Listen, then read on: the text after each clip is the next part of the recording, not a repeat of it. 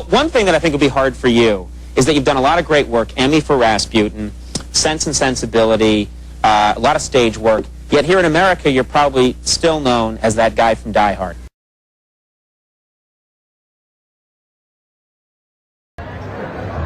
We know most of your work, of course, as a result of Die Hard, and that's only 20 years old. And yes. Robin Hood. That's 18 years old. And the Potion Master.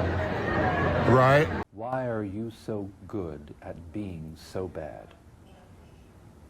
And the reason I don't talk about it is because I think it's very important to hang on to the, if you like, the mystery of the character. Sure. And it's important for children not to be figuring out who he is. Well, I know. So tell us, come on, I know you couldn't tell CNN what that one scene was, but come on, we've been fans for, It wasn't a scene, no, it was just a piece of information. Piece of information, rather. No, well, I promised Joe Rowling I never ever but would say. it's over now, you don't have to worry about... Never ever say, that was my promise. But the books are over, there's no... And also, the books are over to you. But as I found last weekend, I was at a friend's house and a 6-year-old knocked the door knowing that I was there, and he was wearing a full robe and holding a broomstick. And he's only on DVD number 2 or 3 or something. You just can't spoil his fun.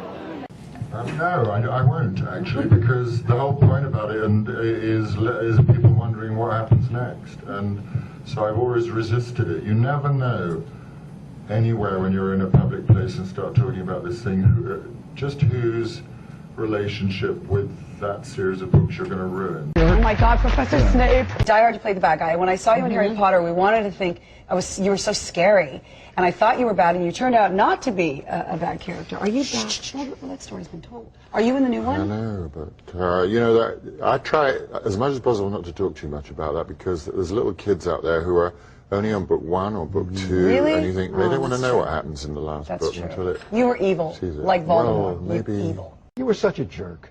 And like a man, just a guy. That's exactly what I'm saying. Right. Exactly what you were not thinking. You know how to keep it in your pants. You were not thinking with your brain, Well, it was. No, that's true. Yeah. The other one. You were very successful playing bad guys, evil people. Well, the truth is that, those parts you're talking about are probably the minority of what I've done over the years, but they tend to have stick big to the wall. publicity budgets. Okay. A rocket opens on shock. And where mostly you're playing the big bad, and once again you're back in that position. Why is it that people love seeing you as the big bad? Well, actually, it's not mostly. It's mostly the other side of the coin. To be honest, it's occasionally. You played so many brilliant villains. Played evil so well. What is it like to play a man in love? Well, I've done that a few times too, you see. So, Sense and Sensibility and Truly Madly Deeply are very much about men in love. So, it's not an area I haven't gone down. We asked Alan which character is more loathsome, the judge he plays in Sweeney Todd, or the character he played in Dangerous Liaisons. Maybe Sweeney Todd himself, or maybe Mrs. Lovett, or... It's not the way I look at it, I suppose.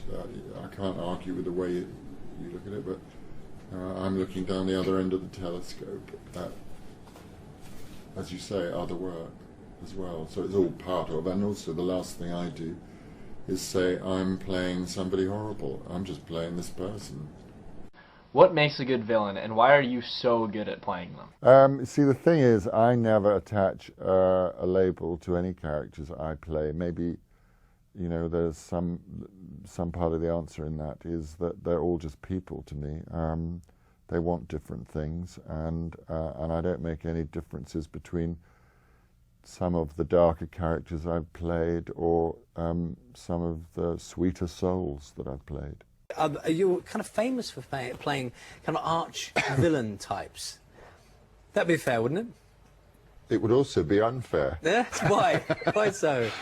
It depends what you've seen. It depends what was the last thing I did. It depends. Usually it depends which film's got the biggest publicity budget. I'm not playing a villain. I'm just playing somebody who has a certain checklist of things that he wants in life, and he goes after them.